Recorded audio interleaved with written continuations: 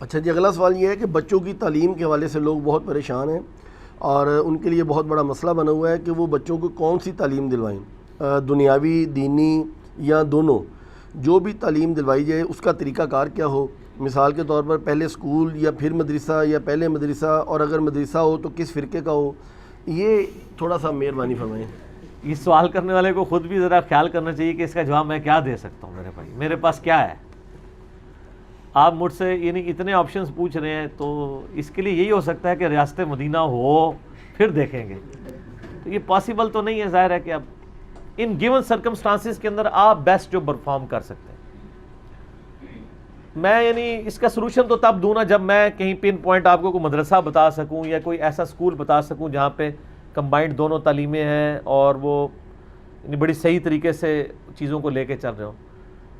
جماعت اسلامی کے یعنی دار ارقم نام کی ایک سیریل اسکولوں کی ہے، لیکن اس میں بھی کمزوریاں پائی جاتی ہیں. الہدا کی ایک سیریل ہے ڈاکٹر فرحت ہاشمی کی، اس میں بڑے پازیٹیو چیزیں بھی ہیں اور کمزوریاں بھی پائی جاتی ہیں. پرفیکشن تو کوئی نہیں ہے. باقی ہم تو یعنی میں تو غامدی صاحب کے ساتھ ایگری کرتا ہوں کہ براڈ بیس ایجوکیشن ہونی چاہیے. پہلے 12 سال کی جو ایجوکیشن ہے نا، یعنی 5 سال سے لے کے 17 سال کی عمر تک جو تعلیم 12 سال تک دی جائے وہ کمبائنڈ تعلیم ہونی چاہیے. اس میں کوئی فیلڈ نہیں ہونی چاہیے. آپ پتہ ہے جرمنی میں پہلے 5 سال وہ صرف زبانیں سکھاتے ہیں بچوں کو، کوئی تعلیم نہیں. وہی کہتے ہیں یہی تعلیم ہے.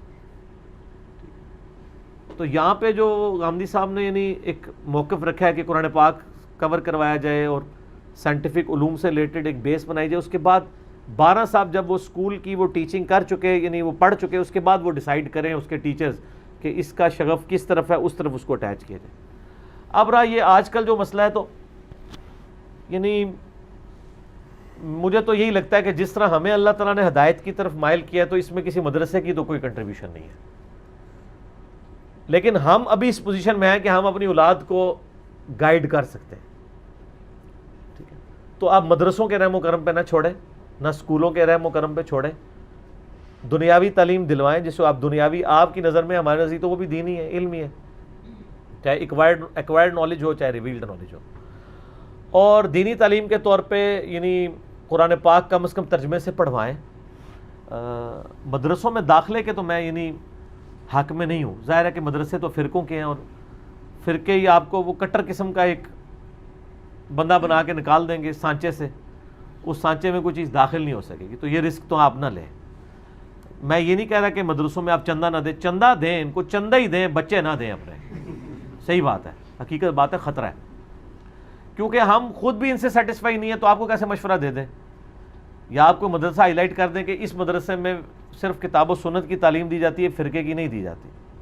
فرقے کو تو انہوں نے ٹاپ پہ رکھا ہوا ہے اور اس حد تک رکھا ہے کہ وہ جو ان مدرسوں کے ہیڈ ہیں اور جو علماء وہاں پڑھا رہے ہیں وہ قرآن و سنت کو ماننے کے لیے تیار نہیں ہے. اگر آپ ان کو دلیل پیش کریں اپنے فرقے سے ہٹ کے، تو وہ آگے بچہ اس نیت سے پڑھا رہے ہوں گے کہ وہ کتاب و سنت کو مانے. ایک تو صرف ٹائٹل ہے، وہ تو آپ لگا لیں، چیک ہو جاتا ہے نا. اہل حدیث کا تو سب سے زیادہ دعویٰ تھا ہم کتاب و سنت کو مانتے ہیں. تو آپ یہ کربلا والی حدیثیں بخاری مسلم سے ان کو دکھا لیں تو آپ کو پتہ چل جائے گا، ماتھے میں بال آنا شروع ہو جائے گا. تو اب جس طرح حنفیوں کو آپ رفع الیدین کی حدیثیں دکھائیں تو ان کو تکلیف ہونا شروع ہو جاتی ہے. تو ہم مشورہ تو یہی دیں گے کہ دنیاوی تعلیم رکھیں اور دینی تعلیم آپ خود دیں. کوئی مشکل ہے؟ سر انجینئر صاحب کی ویڈیوز موجود ہیں، ریسرچ پیپرز موجود ہیں، قرآن کے ترجمے میں آپ خود بچوں کو ایجوکیٹ کریں. اب رمضان کا مہینہ شروع ہو رہا ہے، ایک رکوع روزانہ پاس بٹھا کے 20 بچوں کو پڑھائیں نا. قرآن جب ایک دفعہ گزرے گا تو پھر شرک انٹر ہی نہیں ہو سکے گا، گمراہی انٹر ہی نہیں ہو سکے گی. تو یہ کوئی مشکل نہیں ہے. دینی تعلیم آپ نے جو دلوانی بھی ہے نا سر، مدرسوں میں دینی تعلیم تو ہے ہی کوئی نہیں ہے. وہاں تو آپ کو عربی پڑھاتے ہیں، فارسی پڑھاتے ہیں، فقہ پڑھاتے ہیں، قرآن حدیث تو پڑھاتے ہی کوئی نہیں ہے. آپ کس کھاتے میں ہے کہ وہ قرآن حدیث پڑھا کے آپ کو نکال رہے ہوتے ہیں، دورہ حدیث کرا رہے ہوتے ہیں، وہ بھی آخری سال میں جا کے.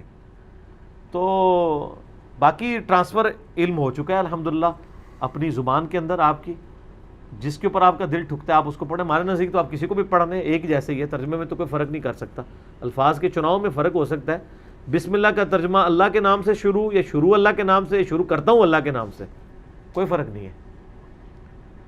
تھیم تو وہی ہے، شیطان کے نام سے تو کسی نے شروع نہیں کی. تو ہم یہی کہیں گے کہ آپ اسکولوں میں تعلیم دیں.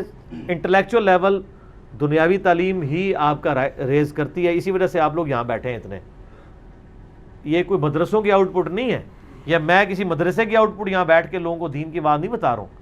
مدرسوں کی آؤٹ پٹ ہوتی تو ہزاروں انجینئر مولوی مرزا پڑھ کے نکلے ہوئے ہوتے، ایسے پاسبل نہیں ہے.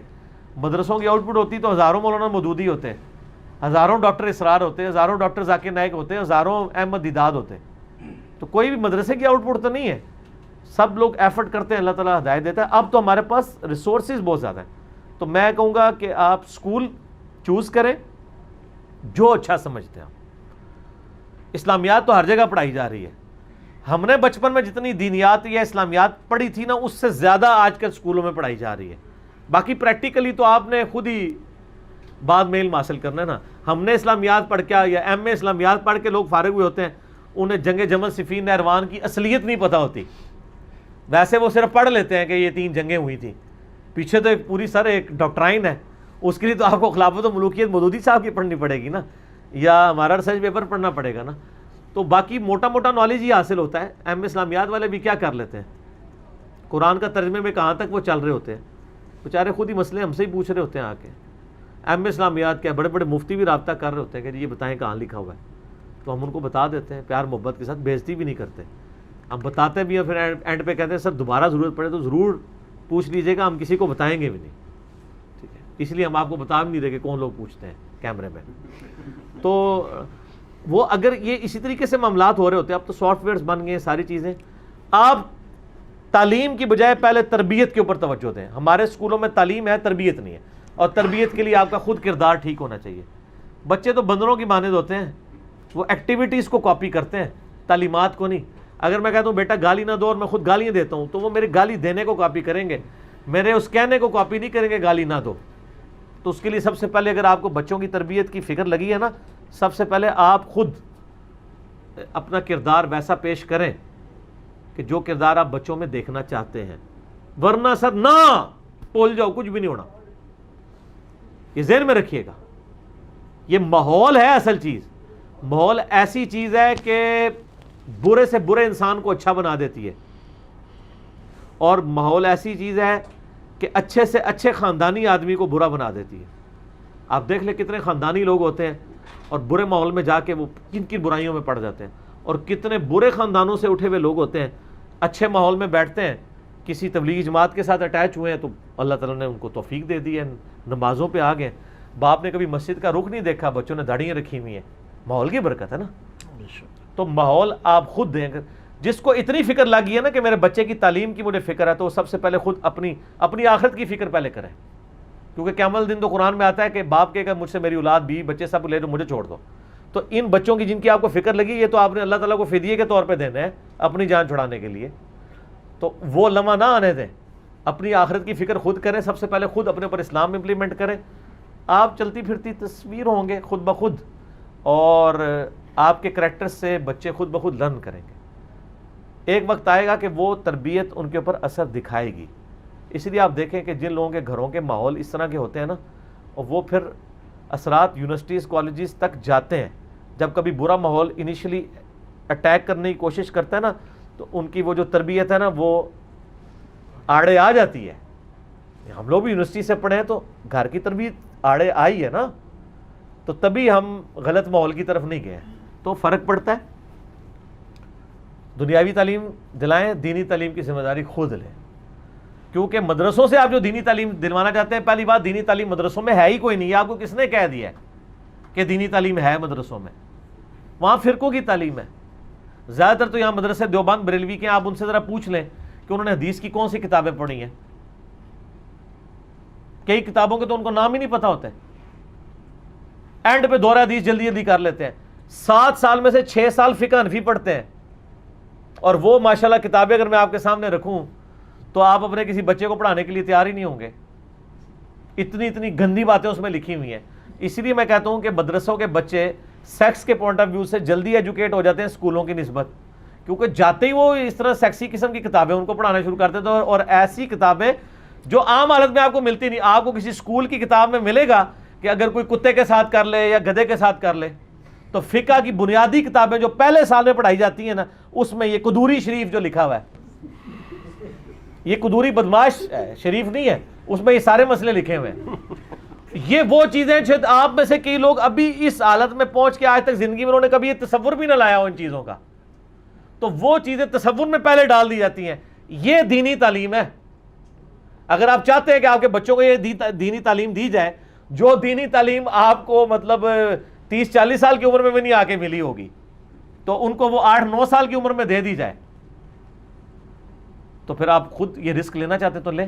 اور اگر میں جھوٹ بول رہا ہوں تو آ کے مجھے بتا دیں، آپ یہ نہ نکلے ان کتابوں کے اندر تو آپ مجھے پکڑ لیں. اور پھر دین کے نام پہ پڑھایا جا رہا ہے، تو دین میں یہ باتیں کہاں لکھی ہوئی ہیں کہ آپ اس طریقے سے ان معاملات کو لے کے چلیں گے؟ فرضی قصے بتائیں گے، پھر لوگوں کو خود اس طرح ایجوکیٹ کریں گے اس حوالے سے.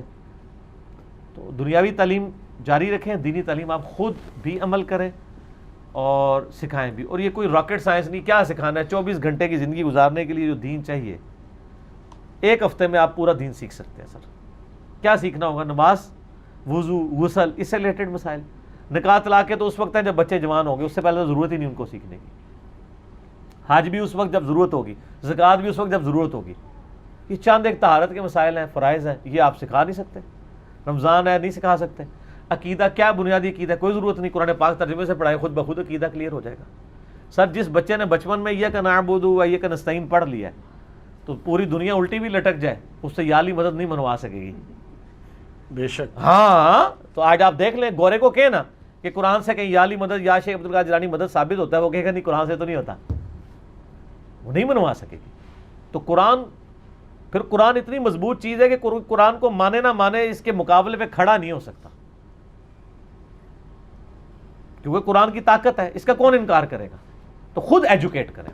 اس کے علاوہ میرے نزدیک کوئی سلوشن نہیں، نہ میں کوئی مدرسہ بتا سکتا ہوں، نہ کوئی ایسا اسکول بتا سکتا ہوں. یہ سر آپ کو خود ہی کرنا ہوگا. اور یہ جو ہمیں لوگ مشورے دیتے ہیں نا کہ آپ اسکول کھولیں، سر یہ مہربانی کریں کہ اپنے پاس رکھیں. ہم جو کام کر رہے ہیں ہمیں وہی کرنے دیں. اس کی وجہ یہ ہے کہ ہم تعلیم بالغاں کر رہے ہیں، اور بچوں کی جنہوں نے تربیت کرنی ہے ان لوگوں کو تیار کر رہے ہیں. ہر چیز ہر بندہ ہر وقت نہیں کر سکتا. بعض کہتے ہیں جی آپ کوئی غریبوں کے لیے ویلفیئر کھول دیں. عیدی والے کر رہے ہیں نا، شوکت خانم والے کر رہے ہیں نا، الخدمت والے کر رہے ہیں، آپ ان کا ساتھ دیں. جو آلریڈی پلیٹ فارم بنے آپ ان کو سپورٹ کریں. ٹھیک ہے، نئے نئی تنظیمیں کھڑی کرنا، نئے نئے یعنی امیر کھڑے کرنا، نئی نئی پارٹیاں بنانا، یہ پارٹیوں کے ہم ڈسے ہوئے ہیں. ہمیں نہ اس قسم کے مشورے دیا کریں. ہم نے یہ سب کچھ دیکھنے کے بعد ڈیسائیڈ کیا کہ دعوت کا کام کس طریقے سے لے کے چلنا ہے، پوری حکمت عملی کے ساتھ. یہ نہ سمجھے کہ یہ بالکل جو ہے وہ الٹ اپ چل رہا ہے اور اس طرح نہیں چل رہا. پوری ذمہ داری کے ساتھ چیزوں کو دیکھ کے ایک ایک ایشو کے اوپر ہم دعوت کو لے کے چل رہے ہوتے ہیں. ٹھیک ہے، لوگوں کو جذباتی تو نظر آ رہا ہوتا ہے، جب آ کے ڈسکس کرتے ہیں تو ان کو پتہ چل جاتا ہے اچھا ہاں یار یہ اس لیے نہیں کیا تھا. پھر ہم بتا دیتے ہیں کہ بھائی اس میں یہ نقصانات ہیں، اس لیے یہ کام نہیں کیا، اس میں یہ فائدہ ہے، اس لیے یہ کام کیا. تو بڑی حکمت کے ساتھ کرنا پڑتا ہے. اور میں ایک صرف چونکہ آپ بیٹھے ہیں آپ کو دیکھ کے مجھے شرارت سوچ جاتی ہے کہ ہمارے اندر شرافت تو سیدنا علی والی ہے، بے شک، اور فقر اور زہد دنیا سے اور غنا سیدنا علی والا ہے، یعنی مراد ہے کاپی کرتے ہیں. لیکن جو چلاکی اور ہوشیاری ہے نا وہ حضرت علی کے مخالفین والی ہے. ٹھیک ہے، یہ جس سے بھی اچھی بات ہو وہ لے لینی چاہیے نا. تو چلاکی ہوشیاری ہم نے وہاں سے لی ہے. لہٰذا ہم سے کوئی ایکسپیکٹ نہ کرے کہ ہم اگر علی کے ماننے والے ہیں تو دوبارہ سے دھوکہ کھا جائیں گے، ایسا نہیں ہوگا انشاءاللہ. ہاں، وہ ایک بار ہی آپ نے دھوکہ کر لیا تحکیم کے مسئلے میں، مومن ایک سوراخ سے 2 بار نہیں ڈسا جاتا. تو اللہ کے فضل سے زہد اور دنیا سے بے رغبتی مولا علی والی ہے. لیکن جو دنیا کی چلاکی ہے نا وہ حضرت علی کے مخالفین والے یا ان سے تھوڑی بڑھ کے ہی ہوگی اللہ کے فضل سے. لیکن اس سے یہ نقصان پہنچانے کے لیے نہیں ہے، یہ وہ ہوشیاری اور چلاکی ہے جس میں ہم آپ کے شر سے بچنے کے لیے اس کو استعمال کرتے ہیں. آپ کو نقصان نہیں پہنچائیں گے، اس حوالے سے ہم نیوٹرل ہی رہیں گے، نقصان نہیں پہنچائیں گے. لیکن آپ کی شیطانی چالوں کو سمجھنے کے لیے ہمیں بھی اس لیول کے اوپر چیزوں کو سمجھنا. اور یہ ظاہر ہے کہ تربیت تو ہماری ماشاءاللہ علماء کے ماحول میں ہوئی ہے، یہ ساری چیزیں سیکھی ہوئی ہیں. میرا خیال ہے اتنا ہی کافی.